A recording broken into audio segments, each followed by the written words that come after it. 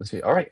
Hello, everyone. Welcome to the 59th episode of the PokéSells official podcast. My name is Rocco Mitchell. I am your host, as always. And this week we have not one, but three guests, all from the United States area, the Dormroom Flips team. We have Jack, also known as Card Swamp, Mark, known as Kiso Cards, right? Yep, Keystone Yes. Cards. Okay, cool. And then Kyler, known as Mad Slabs 808. So thank you guys for coming on. This is really cool. Very last minute pod. Well, kind of last minute, but if you guys could just introduce yourselves for those at home. Yeah, I'll go first. My name is Jack. I'm Card Swamp. I am from New Orleans, Louisiana, on the Dormroom Flip Squad. I'm Mark. I'm a high school senior. I just turned 18. I'm from New Jersey, and yeah. I'm Kyler with Mad Slabs, and I'm 19 from Hawaii. I'm in college right now, so that's why we chose the dorm room flips. Jack attends school too, and then Mark will be attending college soon as well. Awesome. That's really cool. I'm with Mark. I'm a senior in high school.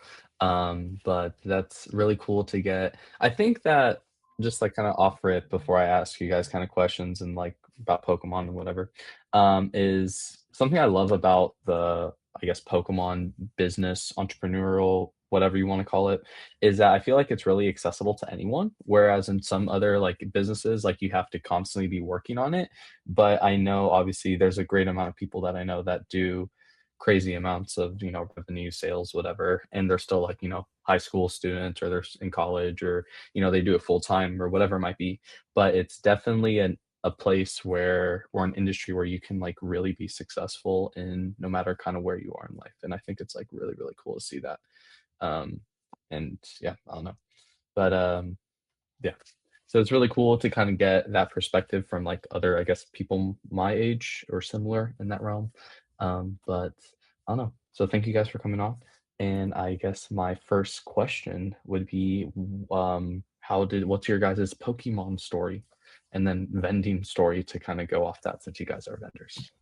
All right, so I'll start. I started vending literally like a year ago, exactly. Like I think it was like March of last year I started, and I initially got back into the hobby November previously. So a few months before I started vending, I got back into the hobby. I was just on TikTok. I saw Deep Pocket Monster opening packs, and I played the Pokemon games as a kid on my DS, like Pokemon Black and White. So I used to collect cards a little bit growing up, and I played the games. And my older brothers were big collectors. They had like base set through like the Neo sets. So I kind of liked Pokemon as a kid, and then I got back into the hobby. I ripped a bunch of packs, but that's too expensive, and I was losing too much money just ripping packs. So I was like, "What's a fun way I can collect and still not lose money?" And so I just started vending. I met Kyler. Kyler and I used to go to the same college, and I heard there was like a Pokemon dude on campus, and then like I pretty much knocked on his dorm, and we just started talking, and he was like, "Yeah, you can come to a show with me if you want, and just like see how it is." So like went to a show, I enjoyed it, bought some cards off Facebook Marketplace, and then I moved back home, and now I'm going to school back home in Louisiana, and then I just started vending on my own. That kind of snowballed from there. Very nice. I'll go next. So for me, I started vending right around 8 months ago. And I got back into the hobby because in 2021, right after COVID, I went to Dallas Card Show, like 2 months or 3 months in a row, and I was vending there, like when I was 13, just like for fun. I had a friend that actually was a real vendor at the shows because I had like $100 for my name, so I was just vending there for fun pretty much. And I've been collecting my whole life, obviously cards. But then 8 months ago, or 10 months ago now, I got back into the hobby. Also, kind of similar way, I saw Deep Pocket Monster. I think he's very inspirational. A lot of people follow him and listen to him. And I saw like on my Instagram just all these cool cards that I really wanted to buy for myself, and I couldn't afford for myself. And then at the same time, around 8 months ago, my family was kind of struggling financially. So, and my grandfather had some health issues. So I decided that I want to take some burden off, like financially, from my family to start trying to make my own revenue or income, stuff like that. Because that was still when I was a junior, so it was a little bit harder then. Um, and then I started vending, and from there, I just kind of grew my Instagram account. I think both, I mean, all three, Jack, me, and Kyler have very different ways of vending, and I think the mix of it works together really well. And specifically for me, I do a lot of like Instagram and online sales. I build my community on Instagram, and now when I have story sales and stuff, it's much easier to get someone to buy it there than at a show. So it's easier for me to go to Mhm. a show to buy rather than me have to worry about selling a ton of stuff at the show. Awesome. Yeah, so I started out actually, I think it was 2024 summer. Um, I guess I started getting back into Pokemon because I was cleaning out my house for college and found my old Pokemon collection. So Oh, nice. when I was younger, I used to play a lot of tournaments and collect just as a kid. And so I found all of those, sold it to a card shop for like, I don't know, 40% of what it was worth at the time. Just I didn't know how everything worked to search it up and everything. And I actually traded all of my collection instead of getting cash. I traded it for Evolving Skies booster boxes Mm, and the PC ETBs. So I kind of just got back into it just because a part of me still really liked it and still wanted to mhm, collect. And so then I got into the flipping side that summer as well. I would just buy off Facebook Marketplace, flip it for like, I don't even know, $5 more.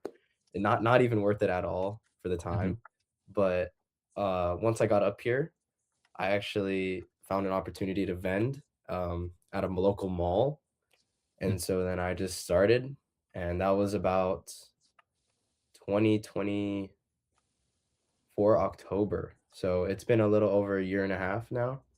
So yeah. Very nice. Awesome. That's cool. So what, how did you guys all meet, if I may ask? Because I know, obviously, Jack, you said that you met Kyler at college, um, or the first college that you guys were at together. But what's kind of like the story how you guys all met? And then I'm interested to hear, Mark, you said you guys have like different versions of selling or different ways of selling as you guys are a team. How, what does that entail? I think I'll start with the meeting All right. question. Okay, This you can this go is one ahead. of I think this is one of me and Jack's favorite stories. So, God, when was Jersey Collecticon? That was in November November? 22nd, 23rd of last Yeah, year. so about a month before that, so October, Jack had a PSA 8 Gold Star Trico that he was trying to scam me on Instagram. So, Scam is a strong word. yeah, Okay. strong word. We say it as a joke, but he was trying to finesse me on a card, not scam me. We say it as a Yeah, joke. sure. And he tried to come to me. I mean, I know the listeners know, like at a card show, vendors have to buy at a percent to make a margin on selling the card. It's a little Mhm, bit different right now because low pop stuff, like there is no really percent because you kind of name your own market, so it's a little different right now. But you have to buy at least at some value below what you think a thing is worth. And when mhm, you get trade for a card, you get a higher value than you would cash because the vendor has more room on that card that they're trading for. So Jack came to me on Instagram trying to sell me the Trico, PSA 8 Gold Star, and then he was trying to present my stuff in his favor when he was on to me. Um, so it was very funny. I wasn't mad at the time at all. It was just completely random occurrence that that happened. And then 2 weeks later, when I was looking for a Collecticon New Jersey table because it would be my first Collecticon. Back then, I had mhm, like maybe $10,000 in inventory. I had effectively nothing. And I don't really remember how. I don't know if Jack remembers, but for some reason, I contacted Jack or he contacted me to split the table in Jersey. I think I posted a post like I'm looking for someone to split the table with me, and Jack responded to that post. Um, and then Jack flew out. I live in Jersey, so Jack stayed at my house in Jersey. nice. And then we decided then like uh, you know, Airbnb is where we stay for Crypticon will be cheaper if you split it with someone else. Table, you have half the cost with someone else. You have someone to watch it if you want to walk around. So, like Mhm. having someone else there is so much better, and we're both solo vendors. So from there, we said that we should just vend every single Crypticon together, and we haven't missed one since. It's Yeah. awesome. Uh, yeah, so I guess I'll introduce how we all kind of met. Mhm, So actually, like Jack said before, me and him went to college before together, and then that's kind of how we became friends. And then through Jack, I met Mark. And then eventually, after talking for a little bit, we haven't seen each other in person, but we mhm, had plans on, kind of like making a brand together. I kind of jumped in on the thing with them, and so after I think, man, it must have been a couple weeks to maybe close to a month after first talking all together, we kind of officially made Dorm Room Flips and wanted to really build a brand on content, just to build content platform for all of us. Nice. And then what collect it was Atlanta Collecticon, right? Yeah. Was technically the first time I met Mark there. So it was the first time all three of us were actually there together Yeah. in one place. But yeah, it was only recently, relatively Mhm. recently, that we all were in the same spot at one time. That's really cool. Yeah. Um, and I think that that's something that I've learned a lot about Pokemon is like the networking aspect and like meeting so many cool people. I kind of similar in the way to how you guys met is how I met my business partner currently, Max. Um, and I was vending a show randomly and here in Nashville, and then he walked by, and I think I very similarly I like finessed him on some card because he can walk by my table, and I bought it at like like 60% or something stupid. Um, and we ended up, he was like, yo, I'm trying to get into this. You know what? Do you have like an Instagram or whatever? And I was like, sure, whatever. I don't really, I kind of pushed it off to the side. But he got my Instagram and we started talking on there, and he would, vend a show. He asked to vend shows. I'd be like, oh, I'm sorry, I have a full, table, whatever. And then we ended up one show it was a weekend show. And I was like, yeah, sure, you can come to the show because like you said, split table costs a little more expensive than a local show. I want to walk around. He's there. And at the end of that show, he ended up getting robbed at gunpoint in front of his car. But what ended up happening was I gave him, so you guys know like the carry on Zion cases, it's like a little Yeah, of 2 row. course. Yeah. Um, Yeah. he did fantastic at that show, and I gave him that as a gift at the end because I had just bought my roller. So I gave him that, and through with that carry on Zion case, he managed to like escape and nothing. He was fine because he like swung it at the gun and like it threw the gun off to the side, and he was able to make a run. It was a crazy story.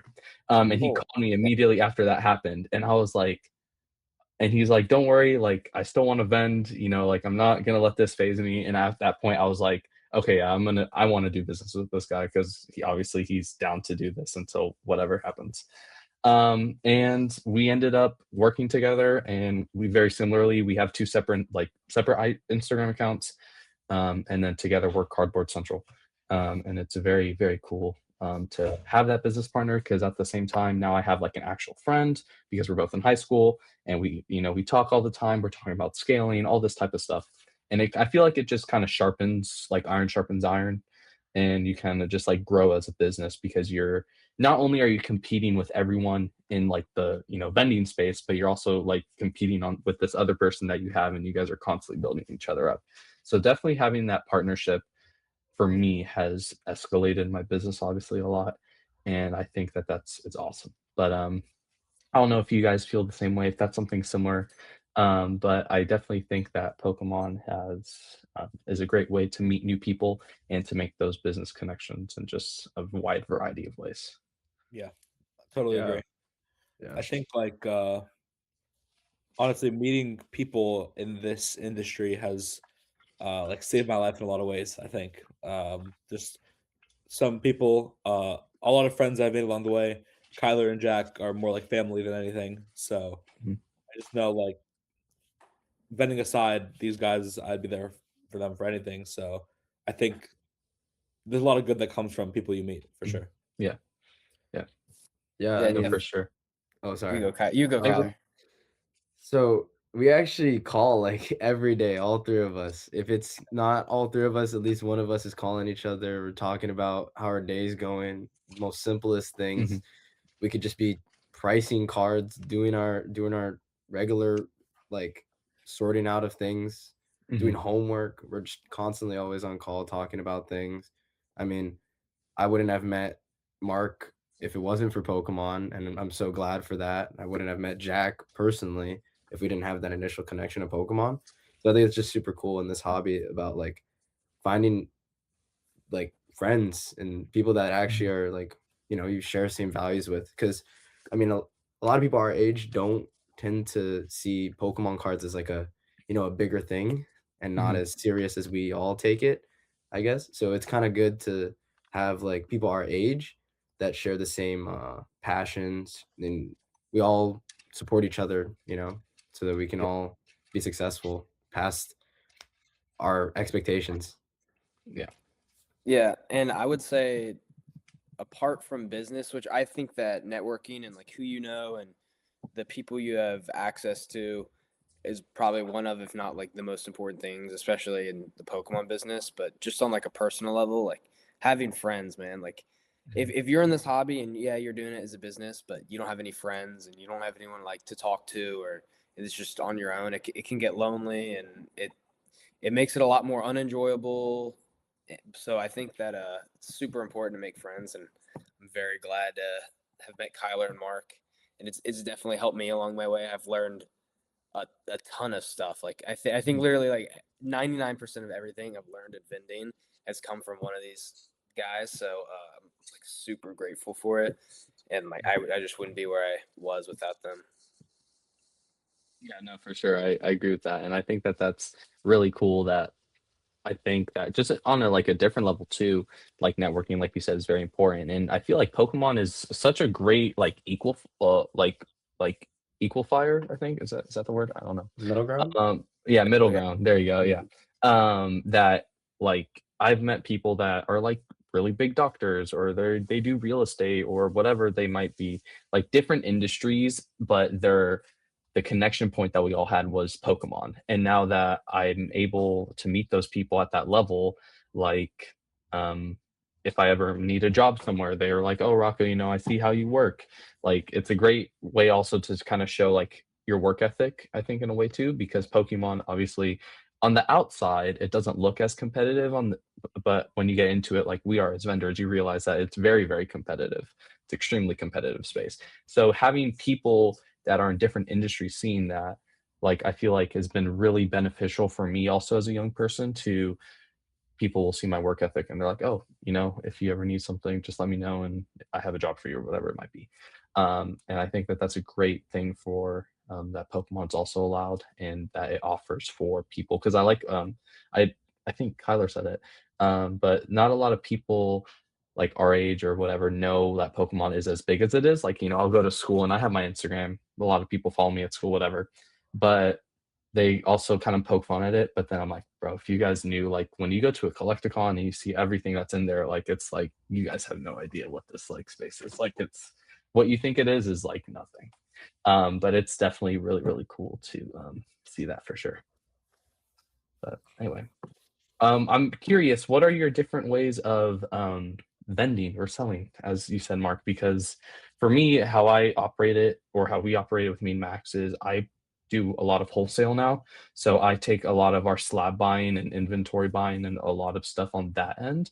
And he participates with the actual vending. So we have like 2 to 3 tables per show, and 2 tables, like 2.5 tables, will be like our normal vending setup where he operates that for both of our inventories. And then I have a section where I'm just like a buying station, essentially, where I'm just buying a lot. So how does that function for you guys? And what are your like strong points in Pokemon vending? Because again, Pokemon vending is such this big umbrella, but there's like a million ways to make $1 million in Pokemon.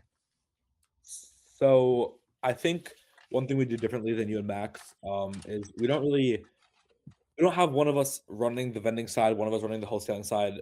We more act as three completely individuals in the vending Mhm. space. So what me and Kyler has done 2 shows with us, but when me and Jack have done 8 Clipticons so far, and with Front Row 9.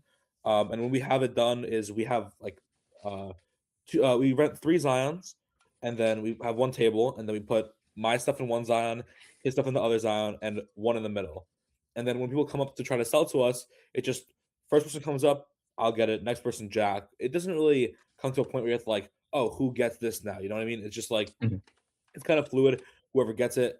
When I was talking about is we have different vending styles, is I mean I'll let Kyler take point on what he does, but the way that Kyler vends, the way that Jack vend are very different than how I vend, because both because of location and both because of like um just the way that they've gotten accustomed into vending. Mhm, Because it kind of also depends on your roots. Because if you started as doing low level wholesale, there's a higher chance that you're going to end up doing high level wholesale as opposed to mhm, high level card vending. You know, like, mhm, but for me personally, I started as just regular local show vendor, so now I'm just bigger show vendor with more expensive mhm, cards, and I mhm. just use it on Instagram. But I definitely want Kyle to say what he does because I think it's more on the different side than me and Jack for sure. Yeah, so like Mark said, he has a very big Instagram base where he can just do a story sale, sell like high-end items, stuff Mhm, that like will easily fly off the shelf for his Instagram. And more on my side is I do a lot of wholesaling. That's pretty much where mhm, most of my inventory is. But also I've diversified personally my assets into a lot of like grading. I mean, we all do basically the same thing. We all dabble in mhm, everything, but I've moved a lot of money into my grading. mhm, I tend to wholesale a lot and don't have as much I guess vending inventory per se yep, as Mark and Jack have. And so I move things basically just strictly buying all the time to move it to other wholesalers and stuff like that. That's where mainly I have been making a lot of success. But I mean, I'll like I said, we all dabble into everything a little bit. So I mhm, mean, Mark wholesales, Jack wholesales, I wholesale, and then we all do the same thing. It's just our assets are moved a little bit differently. And mhm, yeah. Yeah, and to kind of piggyback off everyone, I guess, I think, and when I said like I learned from every like the two guys here, I mean that like a lot. So before when I started vending, I mhm, never really thought about my Instagram page and the brand I should build for myself. And when I met Mark, I started to do more story sales, and now I think majority of my business I would say is done on Instagram as well, like just on my story selling stuff. And then when I first started vending and I met Kyler, I was just kind of at the table just selling cards. And I think I would agree with Mark a lot on the point about where a location matters a lot. mhm, So with Mark, New Jersey is a very competitive location, so he has to pay a much higher percent in order to get cards. For me, it is very different. What I usually do is I'll try to buy as much as I can locally, and then I'll go to a big show like a Collecticon where there's people across the board, whether it's like a wholesaler or just certain vendors in general that are mhm, paying very strong, and I'm able to have a lot of success just selling at the shows there. But I think I've changed my the way I vend a lot. I used to I've never walked from the table before I had met Mark. I would just stand at the table all day and just vend like that. And then he started walking, and it was like the craziest thing to me at the time. And but I took note, and I noticed now we pretty much do kind of very similar thing where mhm, we'll literally just like take shifts walking and see what's at the show, and like even try to buy from vendors and stuff. Especially in the market right now is insane, especially with low pop cards. So like buying from vendors can be your most successful point, like on the weekend mhm. for a show. So I think it's very interesting how the market is right now, and how the way I've vended changed and how I've adapted to it. I think that's super important as well. Yeah, for sure. I love that. I think that's great. And very similar kind of what you were saying is I used to be a vendor that like also strictly sat at the table. And then Max prioritized a lot on walking. And I was like, what are you doing? Like you just picked up that card for 90 bucks and then you just sold it for like 95. Like what like I'm confused. And he was like, oh, I mean it's just $5 that then I can just reinvest into the next deal. And I was like, interesting. That's very interesting. And then I started doing it and I was like, oh wow, this actually works, and now I'm primarily the one that walks around mostly just trying to buy stuff from vendors or, take it's very easy here to just go up to a table and be like, "Hey, can I get like all your slabs at 82%, 83%?" And I'll just like buy it all from everyone. But it's definitely very interesting how having new perspectives kind of can just enhance just a business in general. and you always learn from people. So very cool. Yeah, Yeah. I think we all wish we could buy people out at Yeah. 82%. I'm I not was gonna gonna say the lie. same. I mean, Holy. if I offered a vendor in Jersey, if I even said the word 90%, I'm getting turned away and never asked to talk to them again, honestly. Yeah. Yeah. If it starts with an 8, it's like they're Wow. appalled. They're like an insult. Yeah. It's Yeah. personal. It's very personal. Yeah. Yeah. I mean, Um, it's changed so fast because I think December time coming to a table saying, "Hey, can I have your slabs that are $50 under PSA, paying 80%?" You could have cleared out millions of those mhm, slabs. And now, if your percent doesn't start with a 100, people are getting upset because and it makes sense. Unfortunately, it makes sense, because mhm, there's these people at shows that are paying so unbelievably high, especially at Collecticon. Like, just this recently, what was it? Houston we went to Yeah, just Houston. now, and there there's certain companies there. I don't want to name names, but certain companies are there, and they post their buy list, and they're paying 95% on slabs for certain ranges, and then 90 on other ones, anything else pretty much. And when there's that kind of competitive buying, it makes buying for like our kind of vendors that aren't like huge, like $100 million companies. It makes them much more mhm, difficult. And at Houston Collecticon, I'm gonna be honest. I sold 2 cards on my table. I sold 2 in 2 days of 3 days actually. I was there on Friday for trade night too. I sold 2 cards on my table. I sold a Gold Star Celebi 10, and then I sold just a regular like common card 10.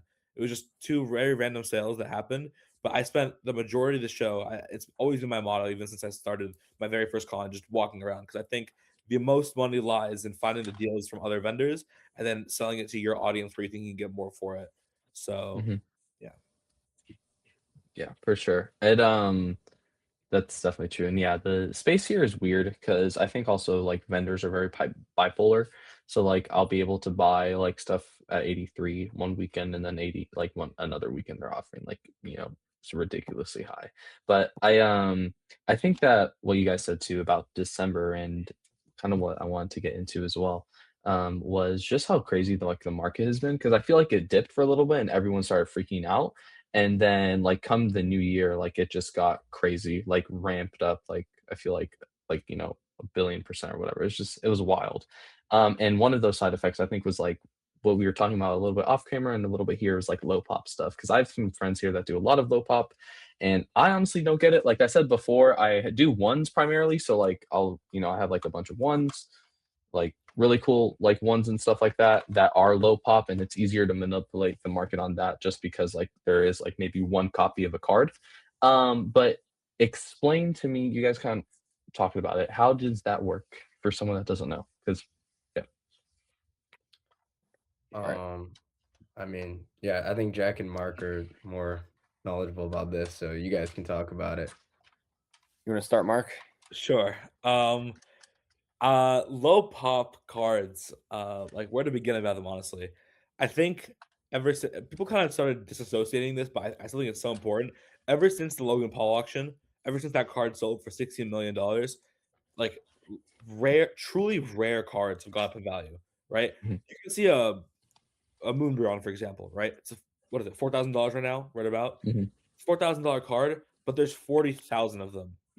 Van Gogh Pikachu, $3,000 card. There's 100,000 of them. Like you can find infinite amount of these cards, and the reason that low pop went up so much in value is because these cards are truly rare for the collector, right? And right now, specifically, like low pop stamps are booming more than anything, and a lot of people are not really understanding why that is. But I think a really good baseline for understanding for that is there's a lot of people that have a specific favorite Pokemon and a specific mhm, niche collection, right? For me, it's Misdreavus. I collect Misdreavus. It's known to everyone on Instagram. I have a lot of the pop one Misdreavuses. I'm working on getting some of the rarest ones, and it's specifically what I collect. But for example, a Dragon Frontiers Natu, right? Completely random card. That card just sold for like $1,700 in a 10. It's like pop 8. And it would 5 months ago it would do $200 max. But when you look at the card, you have to realize the stamp artwork, specifically the artwork from back then for that card, is probably the best artwork for that niche Pokemon ever created, right? That Xatu is probably the best drawing Xatu with the stamp that's ever been seen because everything else is just a common card. There's never been a better one. So true collectors want to get those highest value of their card, right? Unfortunately, I'm in Pennsylvania right now. I don't have my cards with me, but I took photos of my story sale from last time just to give some examples. So this card right here, we'll take it for example. It's a light Arcanine PSA 10, unlimited. So it hasn't sold in 4 months. The last sale on the card is $3,000 in November. And the first edition one in November was about $5,000, and right now the first edition is selling for 14K, 15K. So the 3x or what is that? 3x increase for the first edition also correlates to unlimited card, right? So when I buy this card, I can't just buy it at $3,000. I actually paid around double that for the card, and I just sold it recently for a number pretty close to 9,000. So you have to the low pop stuff, you have to find the right buyers for it. You cannot be a vendor that has I mean, I just really would not recommend being a vendor that has a very small audience to buy low pop cards because you need to be able to have a wide range of people to buy cards like this Mhm. because a lot of them are for a specific niche collector. But if you can find them at a good deal, I mean, I've honestly made like $100 on a low pop card. I paid $1,500 for a card that sold for $200 a month ago. I paid $1,500 and I sold it for $1,600. I made $100. But I've also paid $1,000 for cards that I've sold for $5,000 because the market right now is so volatile that it's so name your price right now that you just have to figure out how to name your price. And that's the most important thing. Yeah, kind of tag along about the low pop stuff. I think finding the right person is definitely the most important piece. Like I have a card, I sold it, but I bought it back from someone else, from like a different person that had the card. This Meowth Delta species stamp. Oh, I love that card. Another stamp card. Those are going crazy in the market right now.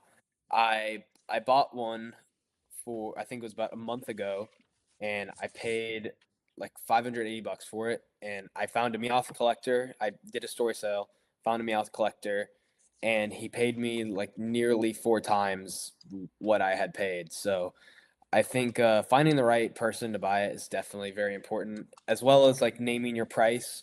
Like I'll have something. I have a card that I'll pull it out right now. This Holland Phantoms Electric. It hasn't sold since like December, and last sale was like $200. But my price, like just name my price, would be like $2,000 because when you look at the other Holland Phantom stamp cards, especially similar Pokemon, like Electrike's not a super popular Pokemon, so you kind of have to compare it to a similar Pokemon in that aspect. And those cards sell for like 1.5 to 2K I've seen on the market. So low pop is definitely your audience is huge. Like if you don't have a big audience and a large audience that you can sell to, it's definitely going to be very difficult to sell to them. But also I would say that, how do I put this? You just kind of have to like, name your price, and I'll take 50% on my sticker on a low pop card. And it's just, it sounds crazy because like traditional vending, like if you took 50% of your sticker, it's like, what the hell are you doing? But in this market, it's just very different. So yeah, for sure. That's interesting. Thank you for that. That's been something that I've been befuddled about because there's people here that have like super crazy like cards, and I like what you said, like it's more about the type of card it is and like the art, like if the art looks cool, and then like just simply the card itself. Because like for example, let's say like you said, like the Moonbreon, like everyone's seen that card, but not everyone has seen like a Manectric from Holland Phantoms or whatever. So it's definitely interesting, and something that I don't know if it's cool to get into or not. Like I've seen cool cards, but then at the same time, it's like, oh, I really like that card, but then everyone's asking like a bunch for it, and it's like I don't know. It would be more just because I like the card and less because like I know I could sell it to someone. So it's definitely like I feel like more volatile and crazy and interesting, and definitely a side effect of how crazy the market's been for sure. yeah. And I also would point out the fact that when you sell like low pop cards, unlike how Mark compared it to Moonbreon, where if you sell a Moonbreon, the last thing you're thinking about is whether I can get that card again. There's 40,000 of them. You can walk to another table. You can walk to like the next 10 tables, and 8 of them are gonna have a Moonbreon. If I sell one of my low pop cards, I don't know if I'll ever see that card again. Like the Yeah. Electrike top 9. So there's only 9 of these in the world. So if I saw this card, I would honestly pretty much doubt whether I could ever attain it again. So I think that is also kind of is where the price increases a lot for it, where it's like way over last sales. Like I think a good example is I think it was the recent Golden auction block that happened. There was a Yanma Neo Yeah, I Discovery. think I saw I, that. I think it was the set. First Dead PSA 10. You would guess what like a Yanma would sell for. Mhm. It sold for like 66 grand Yeah. because I think it's under pop 20, and you never see that card for sale. I didn't even know it existed until the auction block. But I think people are putting a lot of value on scarcity and how hard it is to obtain the card rather than like the Pokemon itself and how like popular Charizard is versus Yanma, say.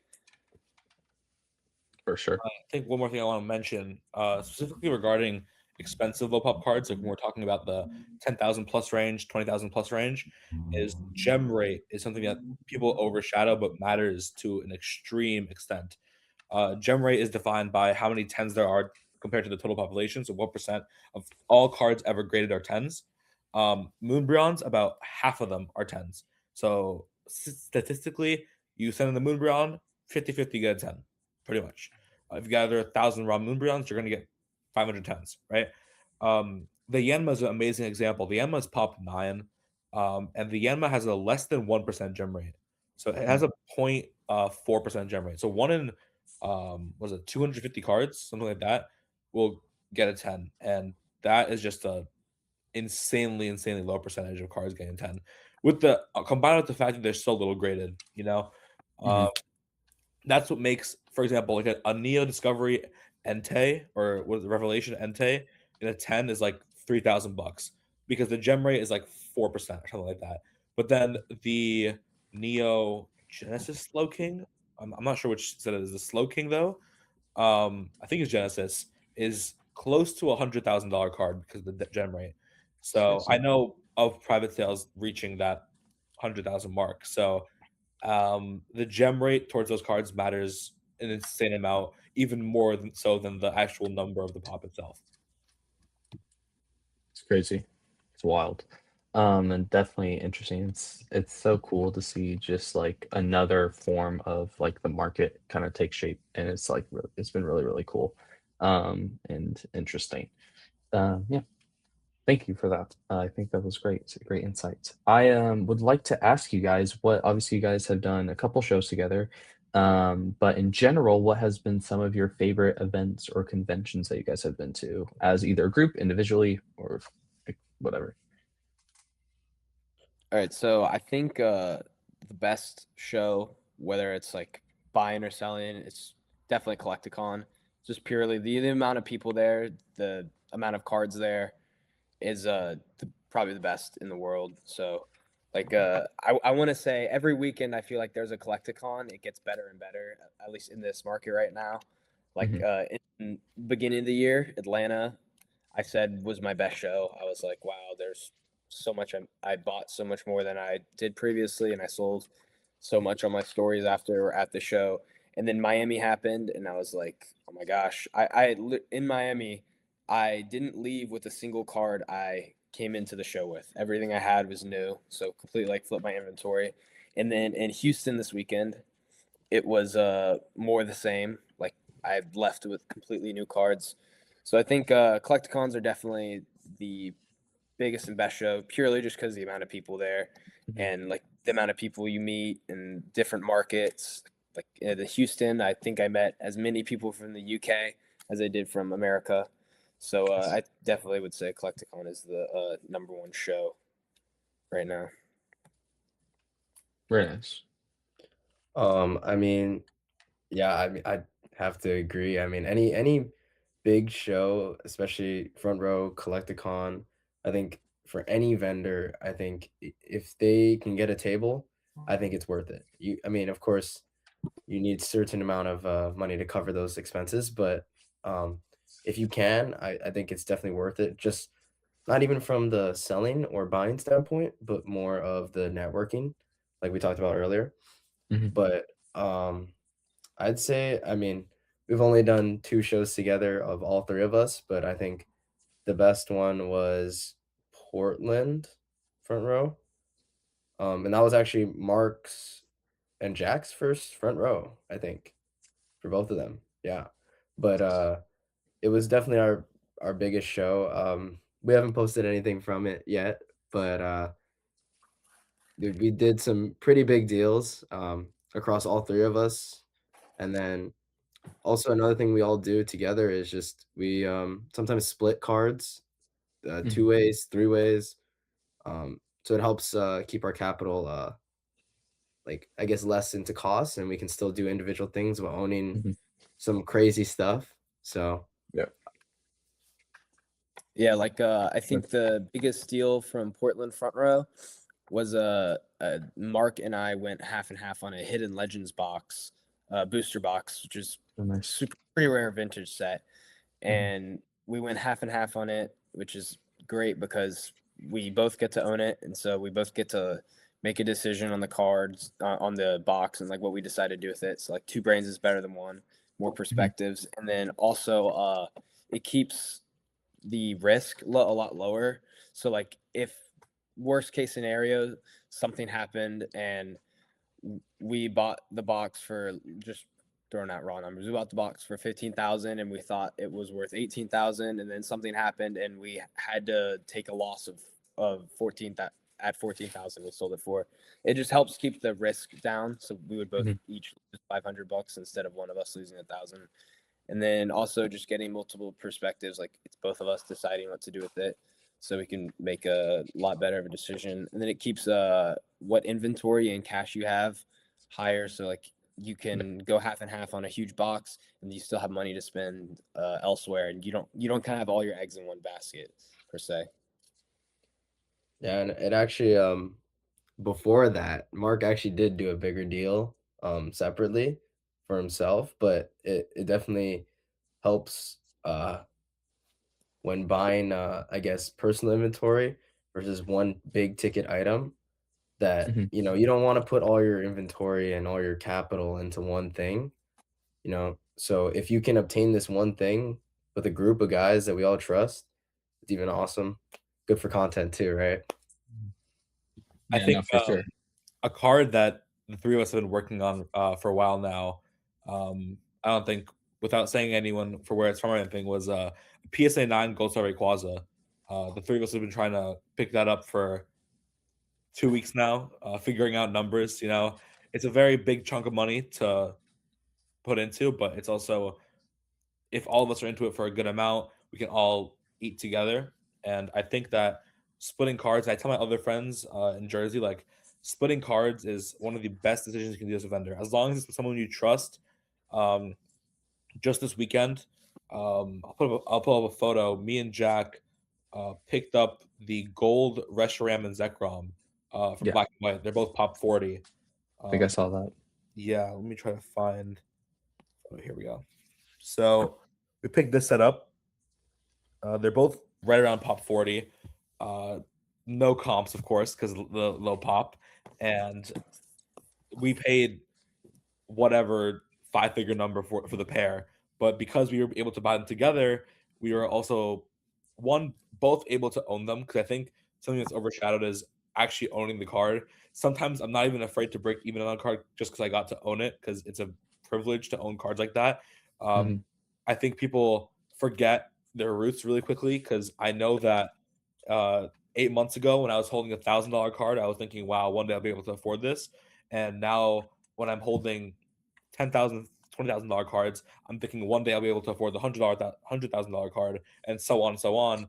It's important to remember that at one point you couldn't own that card. So uh, me and Jack both being able to own it, especially because the week before, actually, where were we? We were in Miami.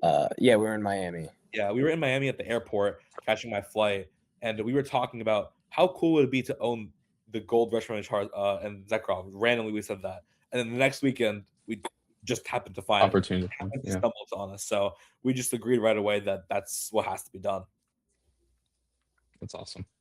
That's great, and I love what you said about that, like, forgetting your roots, because I think a benefit or a side effect, obviously, the market's going crazy, is a lot of money is coming to a lot of people really fast, and it's very hard to remember, or it's very hard to, like, remember that, like you said. And I've seen it, like, firsthand with some people here, and just in general, like, people that I would consider, like, good friends, they switch up because of money or whatever it might be. Like, it's sad to see, but and that's something that I always try to remember is like, a year ago, I would have been crazy, like, oh my gosh, $1,000 deal, like I would have been going bonkers, and now that's not as crazy as I thought it would have been, or at least like I've figured out methods to where I can liquidate relatively easy.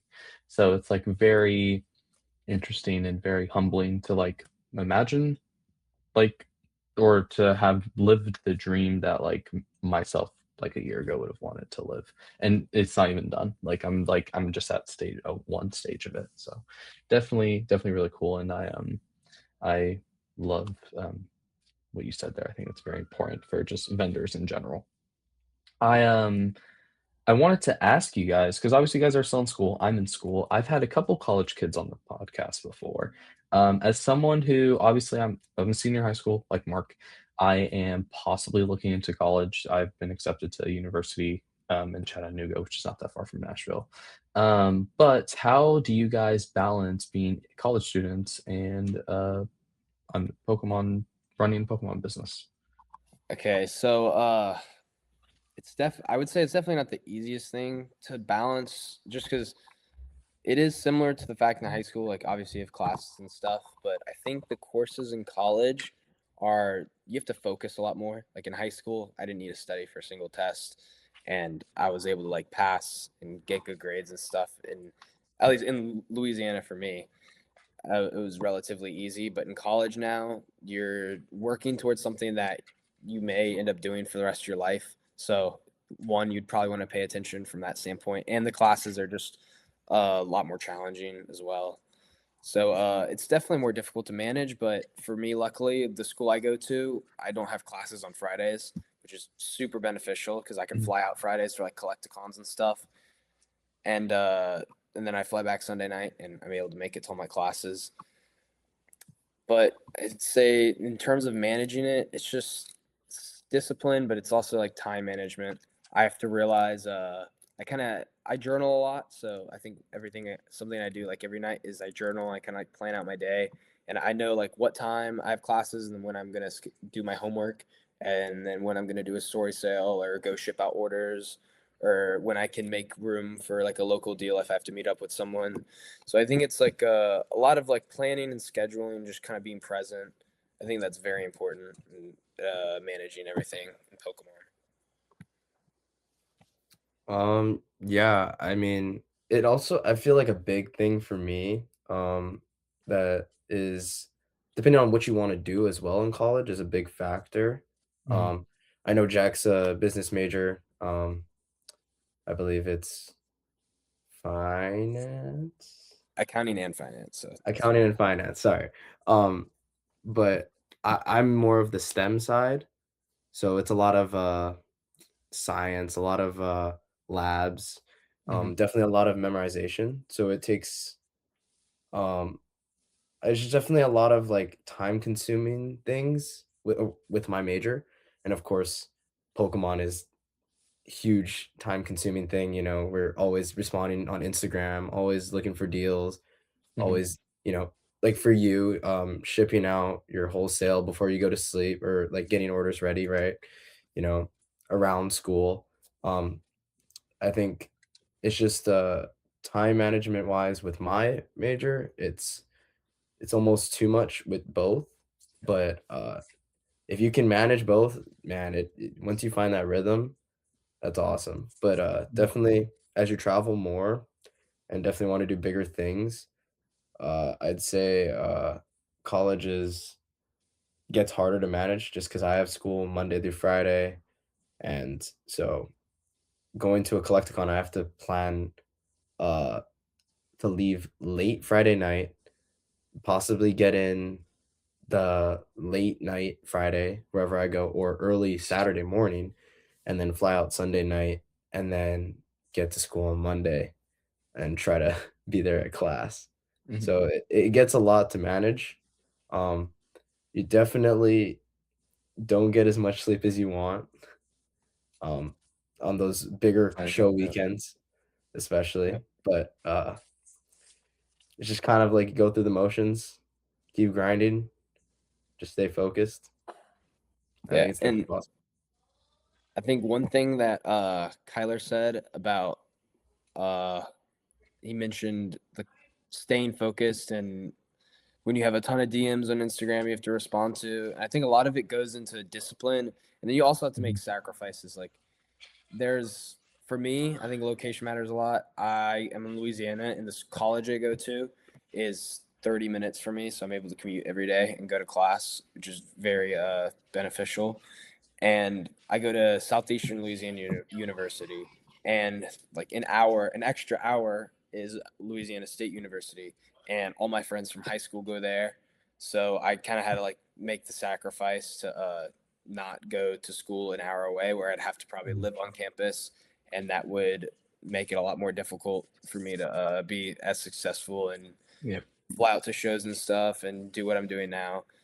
And then also just like your time, I'm not able to see like my friends at home as much, but I think that making the right sacrifices as well, and then also obviously you have to make time for like your friends and family, but it's really, I think it's just like how bad you want it. Like I Mm. think that is a big factor and of who's successful, and then where you can go with it as well. I think a high school perspective, I'm sure you know, one thing that's different than college with high school is we legally have to go to school. Like Yeah. we have to be there. And if we don't go, our parents can get in trouble, we can get in trouble, and not trouble like, oh, you have detention this week, trouble like you're going to court for not going to school. Um, and unfortunately, the balance of priorities is very difficult because obviously I have to maintain my friends, my family, my school, my business.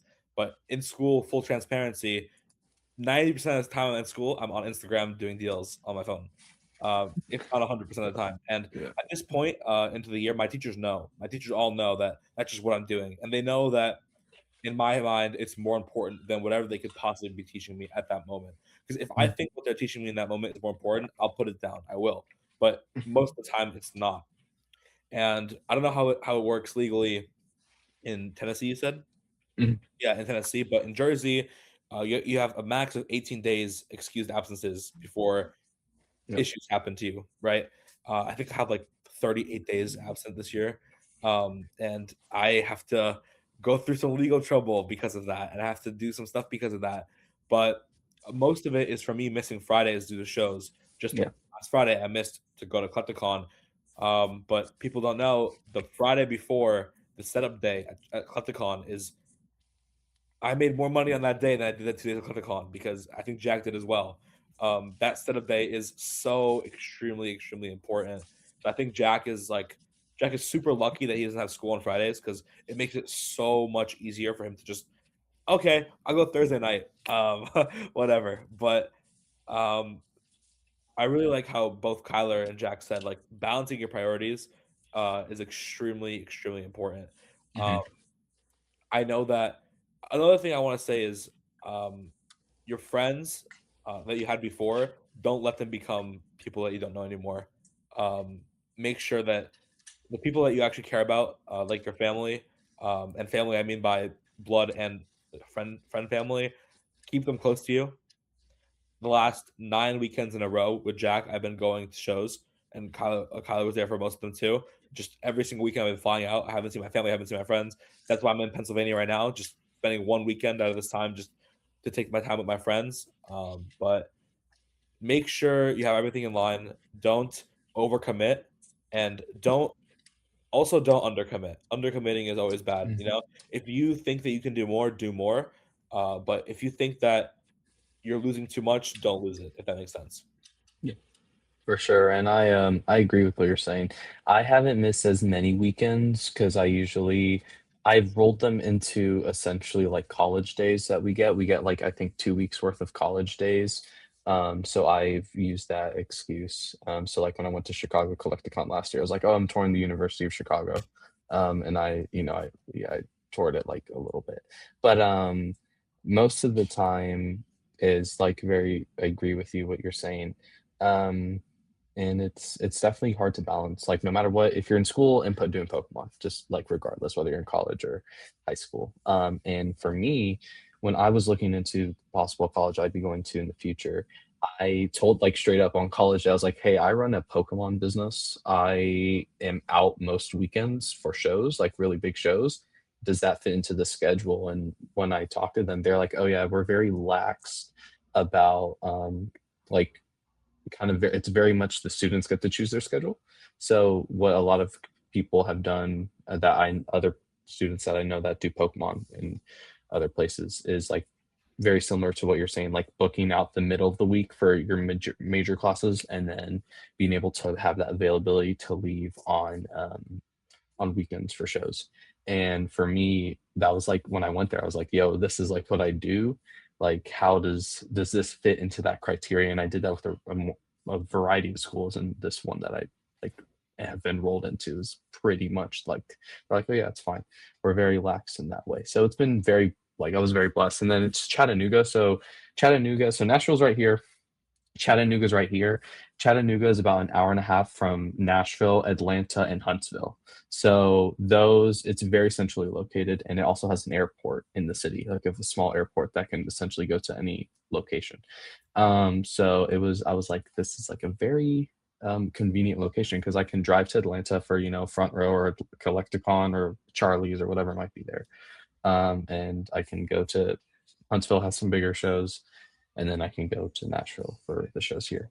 And then obviously if I go to Collecticon, I can fly out. But it's been very, very cool to look into the future and be like, not that I have to plan my future around the business, but having that be such a big aspect of my life now is like very like humbling also, I guess, in a way, kind of going back to what we were saying. So I don't know. I know you have to go soon, Mark. So I'm going to ask one more question, and if you guys do want to stay on, that's totally fine. I know you said that you have to go live out in like right now. I'll hop off after one more question. Yeah. Okay, cool. I was just gonna ask you guys, since I guess I'll wrap this up. But what are you guys looking forward to, or like what has been your guys' favorite memory together as a group?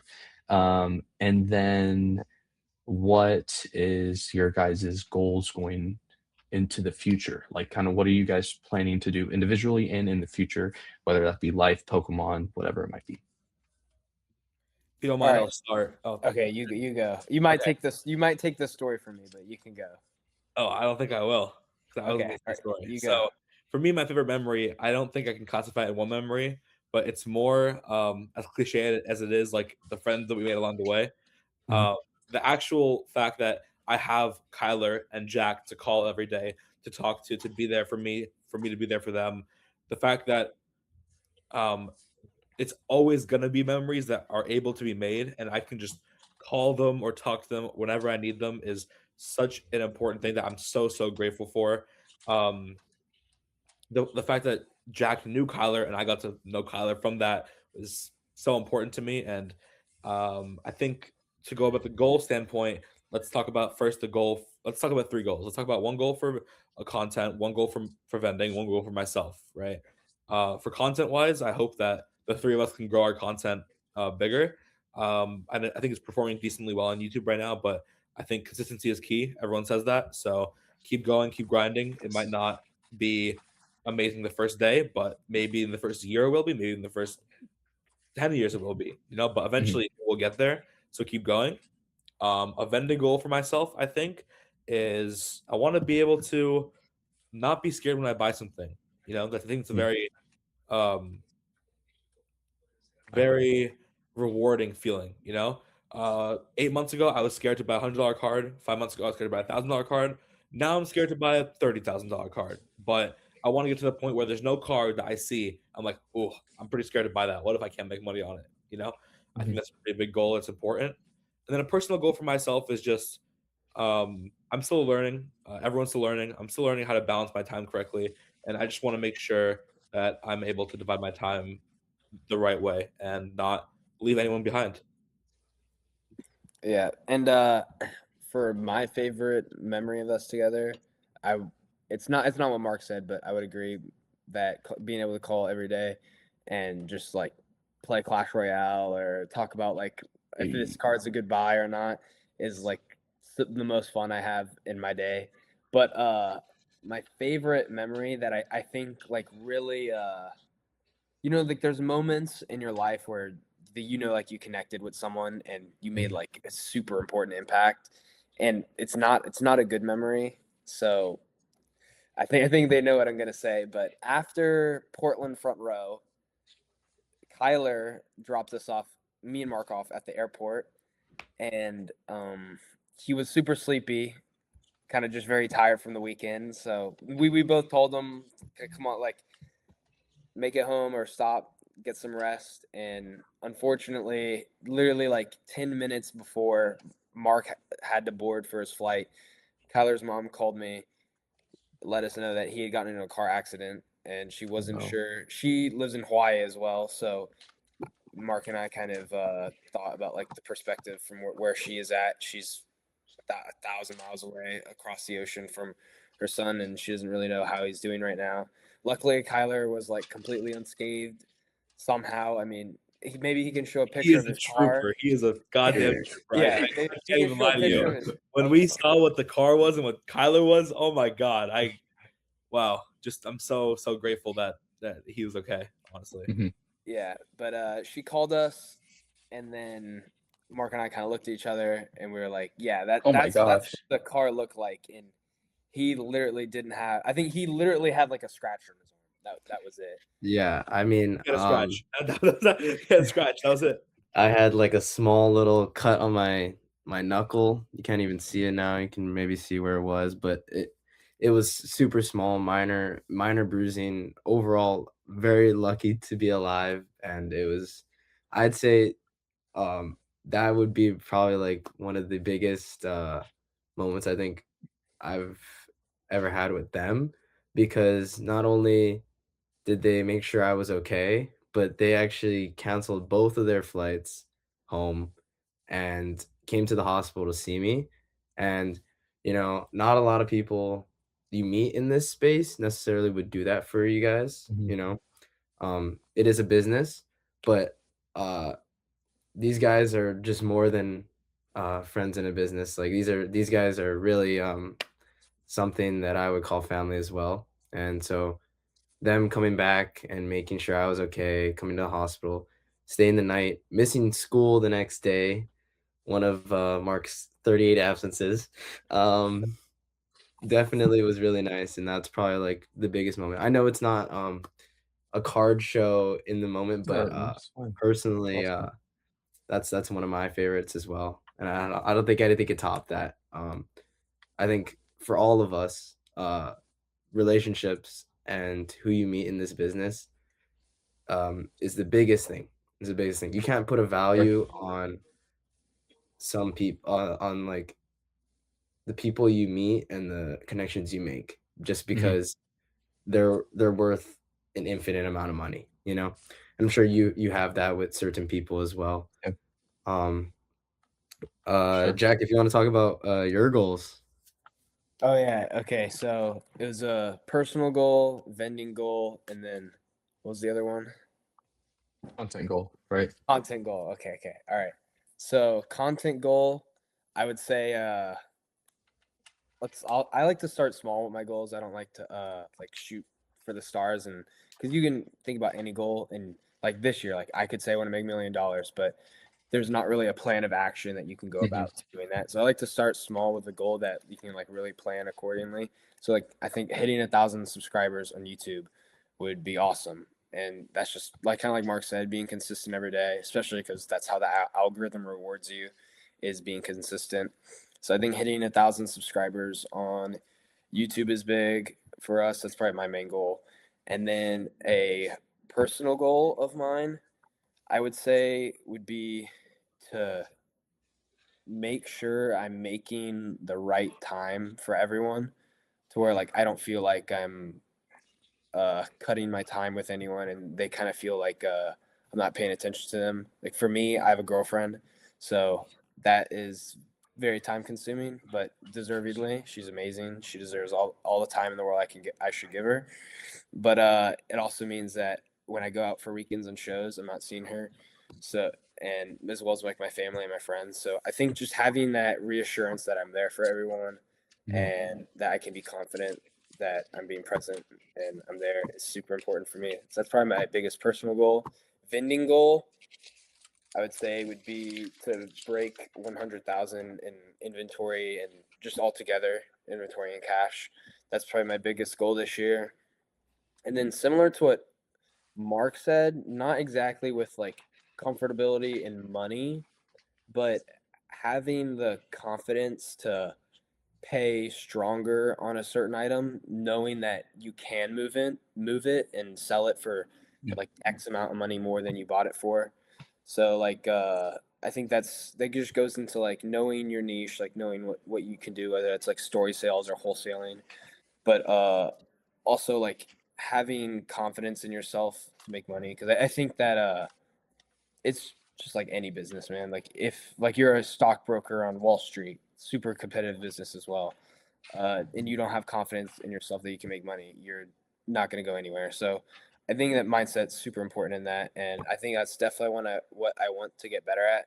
So like if I buy a $3,000 card, but I pay like 90% or 2%, I pay like 2,800. I only have $200 a room, but I know it's like a certain like low pop or super like good like hollow e-reader from like Skyridge or something, and I know I can sell it for a lot more and make my profit. I think that being able to have a lot more confidence in that aspect is a goal of mine as well. For sure. I love it.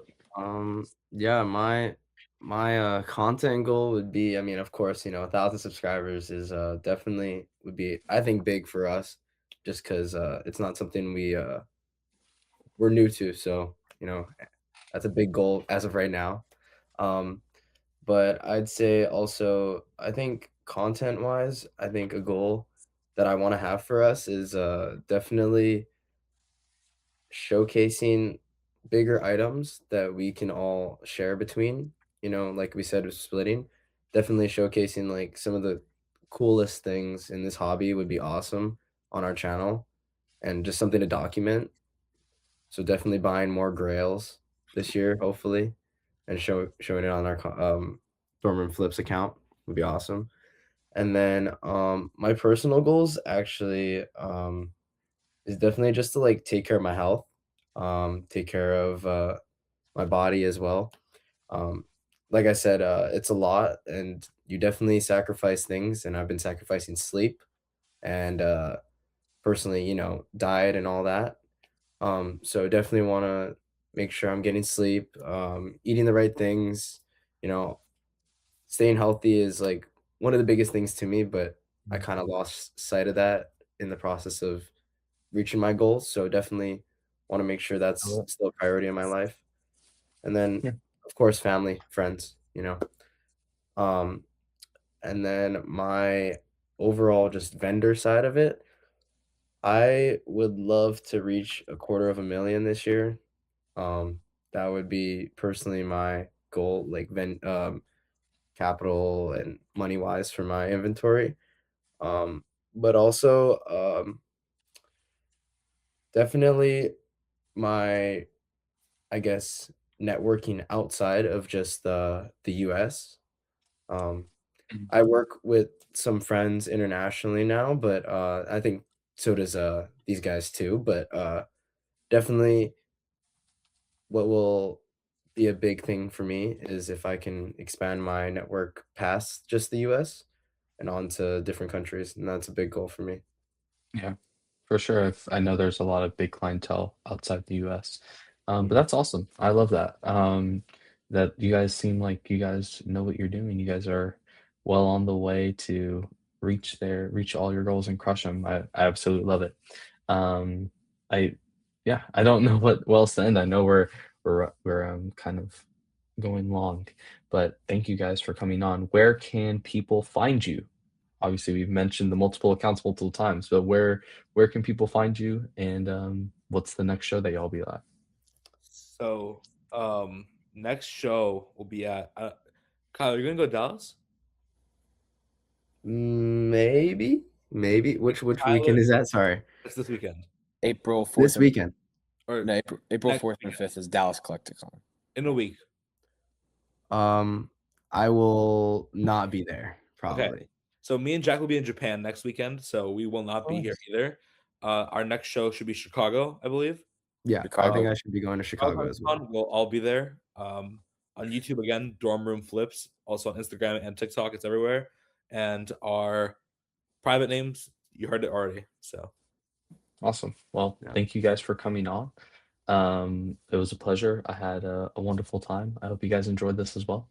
For everyone at home, make sure to like, comment, follow, subscribe, do all the stuff, and follow everyone on the board that you see on your screen right now, as we're all growing in this crazy world of cardboard.